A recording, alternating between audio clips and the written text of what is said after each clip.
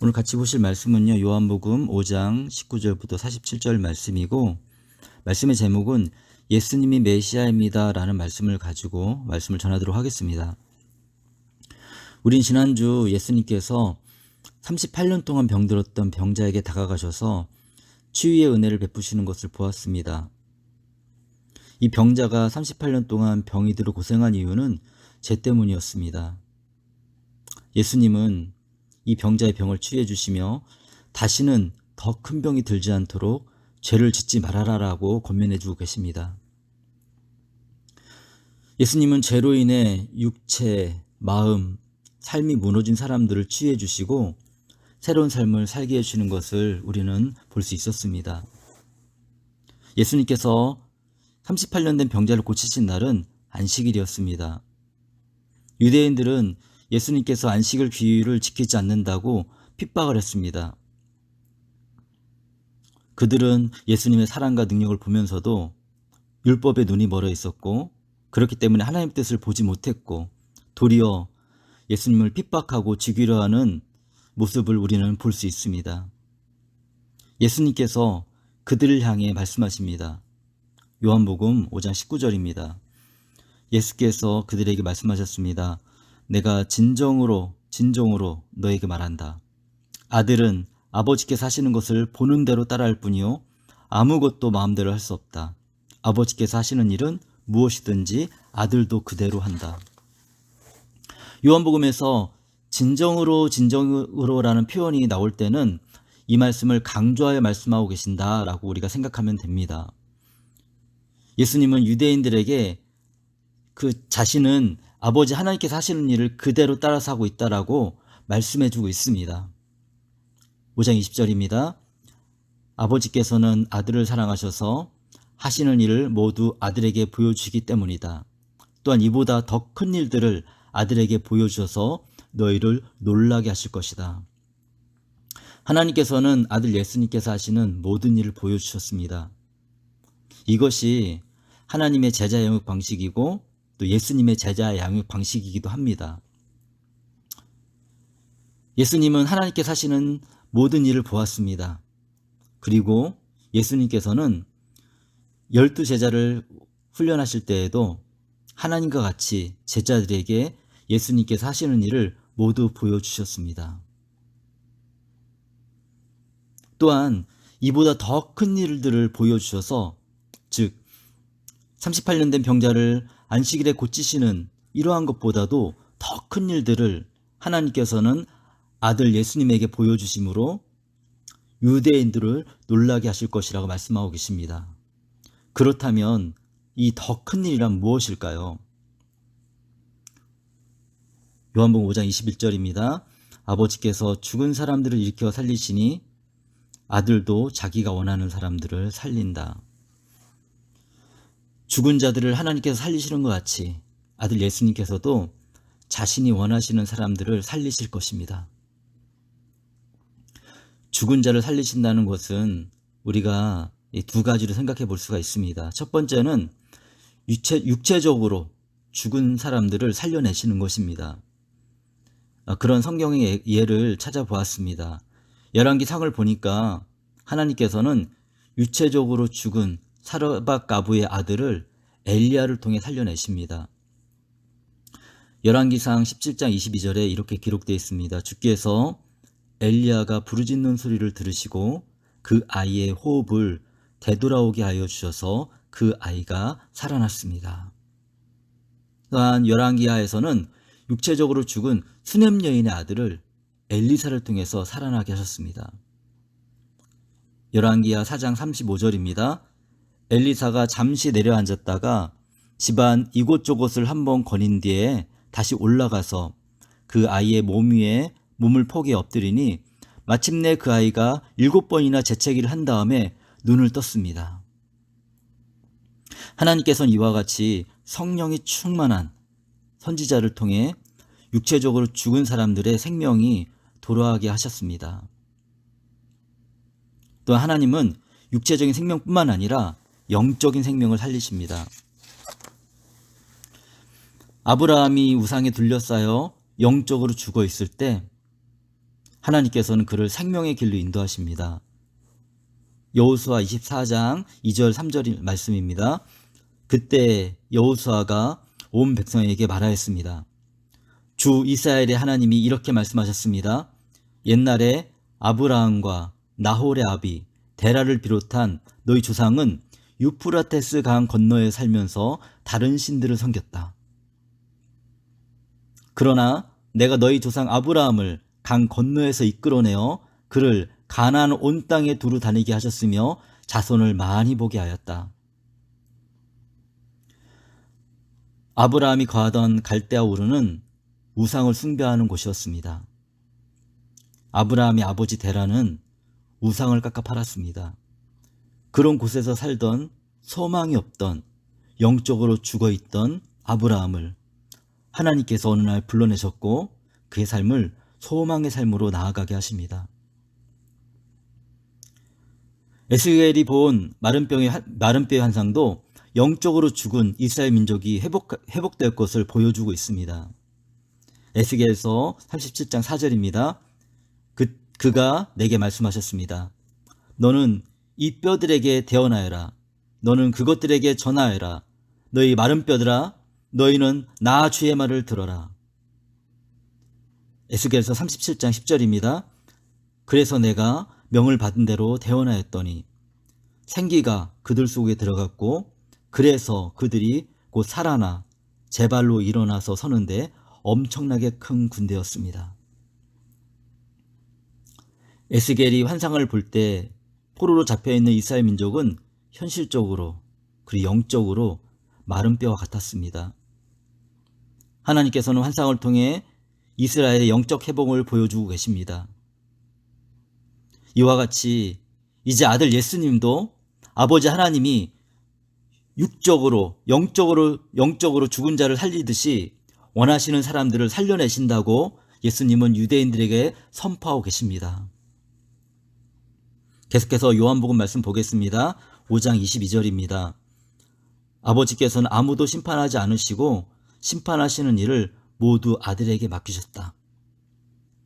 하나님은 아무도 심판하지 않으시기를 작정하셨고 심판하는 일을 아들 예수님께 맡기셨습니다. 이제 모든 인류의 심판관은 예수님이십니다. 죄에 빠져 여러 가지로 고통받는 사람들을 불쌍히 여기시는 예수님이 우리의 심판관이시니 얼마나 다행입니까? 우리에게 소망과 위로를 줍니다. 요한복음 5장 23절입니다. 그것은 모든 사람이 아버지를 공경하듯이 아들도 공경하게 하려는 것이다. 아들을 공경하지 않는 사람은 아들을 보내신 아버지도 공경하지 않는다. 예수님을 심판관으로 세우신 것은 모든 사람이 하나님을 공경하듯이 아들 예수님을 공경하게 하려고 하시는 것입니다. 그러므로 만일 예수님을 공경하지 않으면 하나님을 공경하지 않는 것과 같습니다. 유대인들은 스스로 하나님을 믿는다고 하고 있지만 예수님을 핍박하였습니다. 그러므로 그들은 실질적으로는 하나님을 공경하지 않고 있는 것이며 도리어 하나님을 핍박하고 있는 것입니다. 요한복음 5장 24절입니다. 내가 진정으로 너희에게 말한다. 내 말을 듣고 또 나를 보내신 분을 믿는 사람은 영원한 생명을 가지고 있고 심판을 받지 않는다. 그는 죽음에서 생명으로 옮겨갔다. 예수님께서 강조하여 말씀하십니다.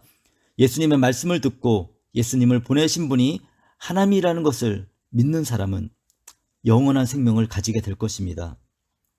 또한 그는 하나님의 심판을 받지 않을 것입니다.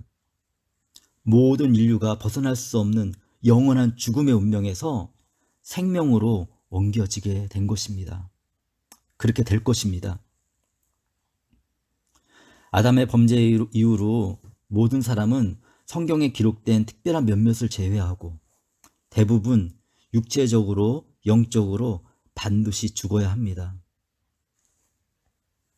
그러나 예수님을 믿으면 이 영원한 죽음에서 벗어날 수가 있습니다.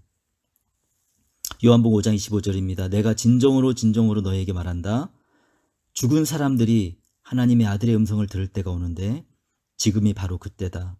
그리고 그 음성을 듣는 사람들은 살 것이다. 아담의 죄로 인해서 영적으로 죽은 사람들이 하나님의 아들의 음성을 들을 수 있는 기회가 열렸습니다. 지금이 바로 그때입니다.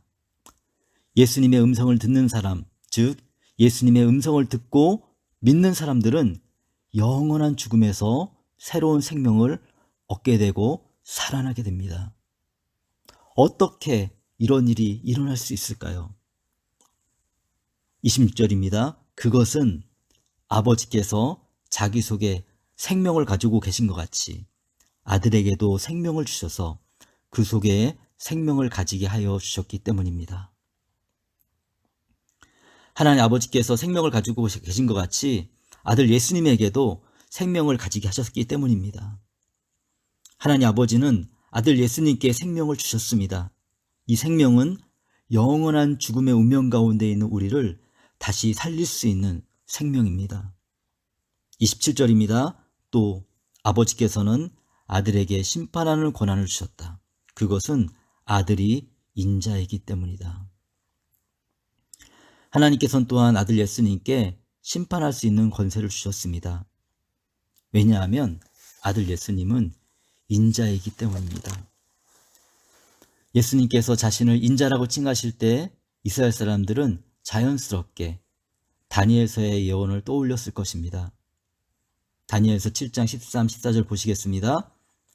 내가 밤에 이러한 환상을 보고 있을 때 인자 같은 이가 오는데 하늘 구름을 타고 와서 옛적부터 계신 분에게 나아가 그 앞에 섰다.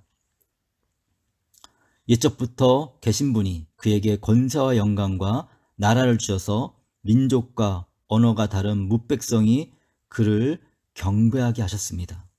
그 권세는 영원한 권세여서 옮겨가지 않을 것이며 그 나라가 멸망하지 않을 것입니다. 다니엘서와 요한복음에서 말하는 인자는 사람의 아들이란 뜻입니다. 옛적부터 계셨던 하나님은 아들 예수님을 인자, 즉 사람의 아들로 보내실 계획을 세우셨습니다. 하나님의 아들 예수님은 성령으로 잉태되어 처녀 마리아에게서 사람의 아들로 태어나셨습니다. 이러한 가정을 통해 예수님은 완전한 하나님이시며 완전한 인간이 되실 수 있었습니다. 또한 하나님은 하나님의 모든 권한을 인자로 오신 예수님께 주셨습니다. 요한복음 5장 28절입니다. 이 말에 놀라지 말아라. 무덤 속에 있는 사람들이 다 그의 음성을 들을 때가 온다.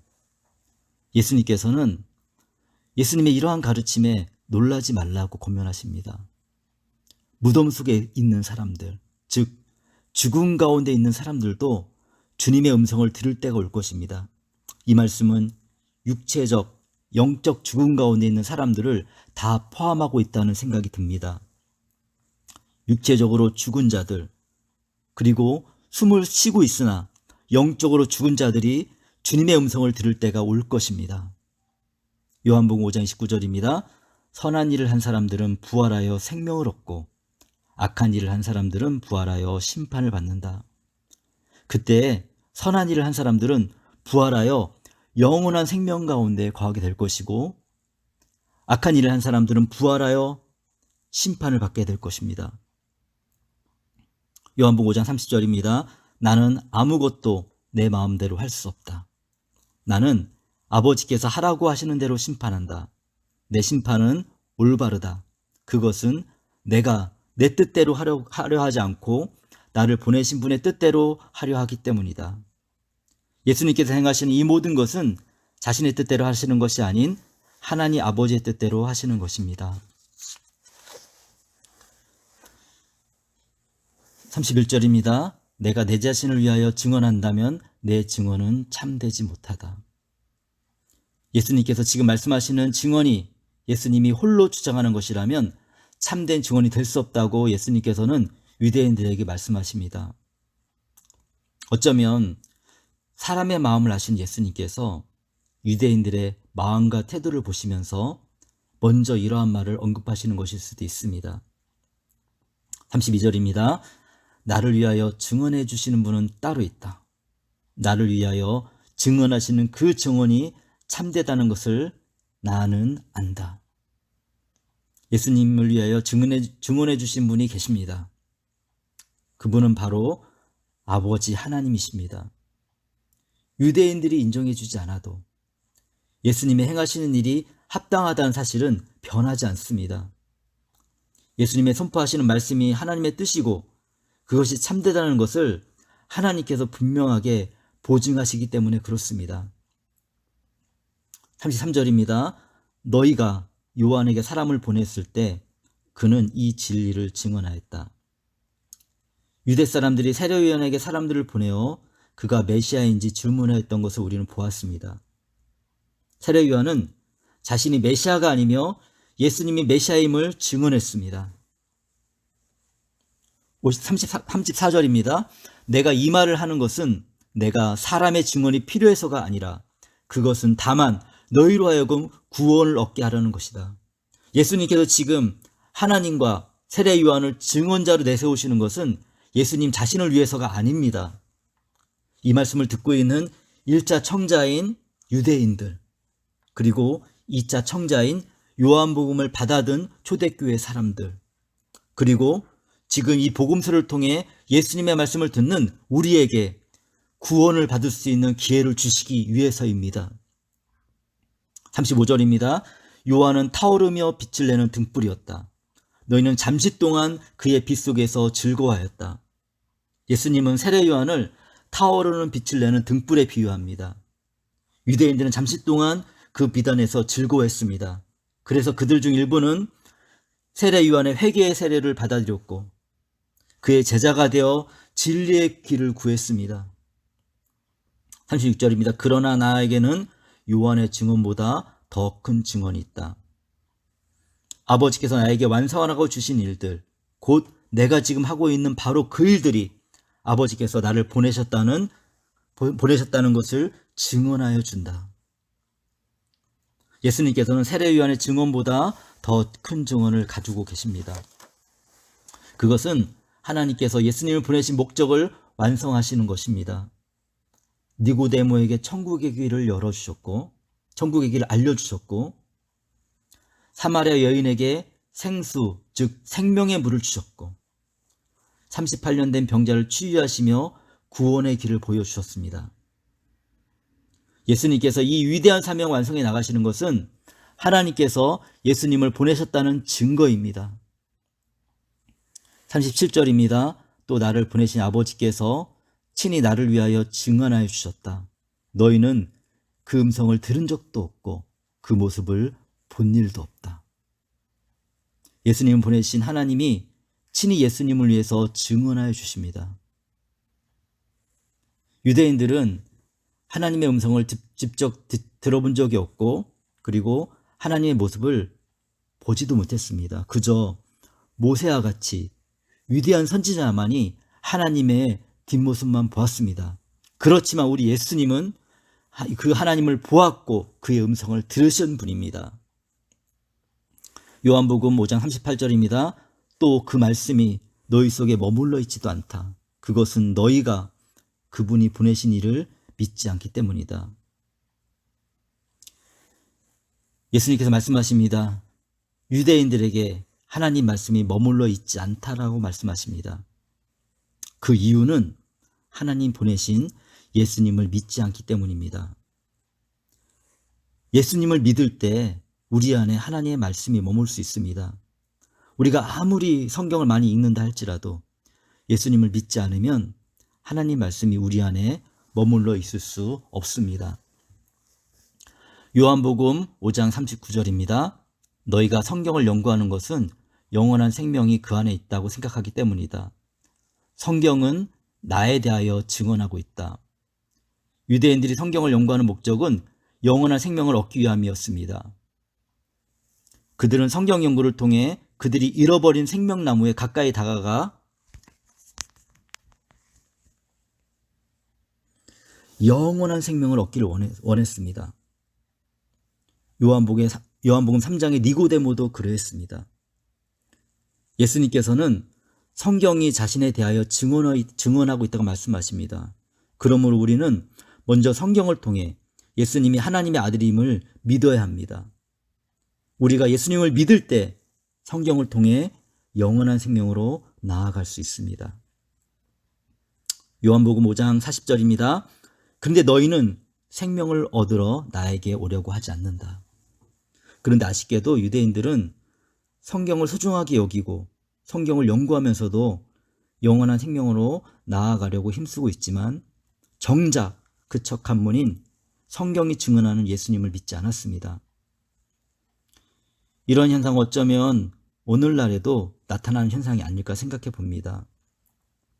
모두들 복된 삶, 가치 있고 의미 있는 삶을 위하여 달려가고 있고 그것을 위해 어떤 사람들은 성경을 읽기도 하지만 정작 그러한 삶을 열어주는 열쇠이신 예수님을 믿지 않습니다. 자신이 얻고자 하는 소망을 위하여 기독교라는 종교를 이용하고 있지 않은지 우리가 한번 생각해 보아야 합니다. 41절 나는 사람에게서 영광을 받지 않는다. 예수님을 알아가면 알아갈수록 예수님은 아주 자유로우신 분임을 알게 됩니다. 예수님은 사람들이 돌리는 영광과 찬송에 따라 움직이시는 분이 아닙니다. 사람들의 지지함이 어떠하든지 하나님의 뜻을 이루어 가십니다. 42절입니다. 너희에게 하나님을 사랑하는 마음이 없는 것도 나는 알고 있다. 유대인들은 표면적으로 하나님을 믿었으나 하나님을 사랑하는 마음이 없습니다. 예수님께서는 정확하게 당시 종교적인 유대인들을 향하여 그들의 상태가 어떠한지 평가해 주고 계십니다. 43절입니다. 내가 내 아버지의 이름으로 왔는데 너희는 나를 영접하지 않는다. 그러나 다른 이가 자기 이름으로 오면 너희는 그를 영접할 것이다. 예수님께서는 하나님 아버지의 이름으로 오셨습니다. 그러나 유대인들은 예수님을 받아들이지 않습니다. 유대인들은 도리어 참된 메시아가 아닌 다른 사람들이 자기 이름으로 와서 메시아라고 자신을 주장할 때 그들을 받아들일 것이라고 예수님께서는 말씀하고 있습니다.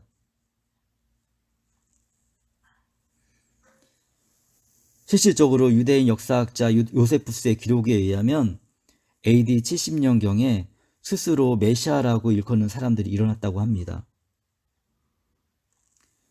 유대인들은 참된 메시아, 예수님을 거절했는데 그것과는 대조적으로 이 거짓된 사기꾼들을 기꺼이 받아들였습니다. 이것이 인류의 어리석음입니다. 지금도 많은 사람들이 참된 메시아 예수님의 말씀을 따라 살지 않고 도리어 잘못된 신념을 심어주는 거짓된 사람들의 말을 신뢰하고 따라가며 살고 있는 것을 보게 됩니다. 44절입니다. 너희는 서로 영광을 주고받으면서 오직 한 분이신 하나님께서 주시는 영광은 구하고 있지 않으니 어떻게 믿을 수 있겠느냐.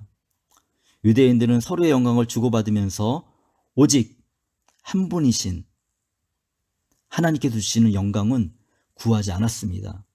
그들은 종교적으로 그럴듯하게 보여서 사람들의 칭송을 받는 것에 관심이 있었지 진정으로 하나님의 뜻과 마음이 그들의 삶을 통해 다른 사람들에게 전달되어지는 것은 구하지 않았습니다. 그러한 마음의 태도로 살고 있으니 어떻게 예수님을 믿을 수 있겠느냐라고 말씀하시는 것입니다. 요한복음 5장 45절입니다. 내가 너희를 아버지께 고발하리라고 생각하지 말아라. 너희를 고발하는 이는 너희가 희망을 걸어온 모세이다. 그들은 지금 예수님이 그들을 하나님께 고발하는 것 같이 느끼겠지만 실상은 그들을 고발하는 자는 그들이 희망을 걸고 있는 모세라고 알려주고 있습니다. 유대인들은 모세를 공경하는 채 하며 거짓으로 자랑하고 뽐내며 외식하고 있었습니다. 예수님께서는 그들의 헛된 자부심을 드러내시며 모세가 그들을 보호할 것 같이 생각들 하지만 도리어 모세가 그들의 잘못을 드러낼 것이라고 말씀하고 계십니다. 46절입니다. 너희가 모세를 믿었더라면 나를 믿었을 것이다. 모세가 나를 두고 섰기 때문이다. 그러나 너희가 모세의 길을 믿지 않으니 어떻게 내 말을 믿겠느냐. 만일 유대인들이 진정으로 모세를 믿었다면 메시아로 오셔서 하나님의 뜻을 행하신 예수님을 알아보고 믿었을 것입니다. 모세는 예수님을 바라보며 성경을 기록했습니다. 그러나 유대인들은 모세의 의도와는 다르게 모세의 글을 받아들이고 해석했습니다. 예수님이 이러한 유대인들을 향하여 모세의 글을 믿지 않는다고 하십니다. 모세의 글을 믿지 않으니 어떻게 예수님의 말씀을 믿겠느냐라고 말씀하고 계십니다. 우리는 오늘 본문을 통해서 육적으로 영적으로 죽은 자를 살리셔서 영원한 생명을 주시는 분이 예수님이신 것을 보았습니다. 그러나 안타깝게도 그 예수님을 눈앞에서 보고 있으면서도 유대인들은 자신들의 종교적 신념에 빠져 예수님을 거부하고 도리어 핍박하고 죽이려 하고 있습니다. 우리는 어떤 모습으로 오늘 우리에게 주어진 삶을 살아야 할까요? 하나님의 뜻을 이루신 예수님, 그분을 우리의 구원자 메시아로 믿고 받아들여야 합니다. 그래야 기록된 예수님의 말씀을 듣고 깨달아 영원한 생명의 삶을 누리며 살 수 있습니다. 사도 요한은 오늘 우리에게 계속해서 외치고 있습니다. 여러분, 예수님이 우리가 기다리던 우리에게 영원한 생명을 주시는 메시아가 확실합니다. 오늘 묵상한 말씀을 생각하며 조용히 기도하는 시간을 가지도록 하겠습니다. 어떤 말씀이 기억에 남아 있습니까? 그 말씀이 주님께서 우리 각개인에게 하시는 말씀입니다. 주님께서 주신 말씀에 순종하며 살겠습니다. 함께 기도하겠습니다.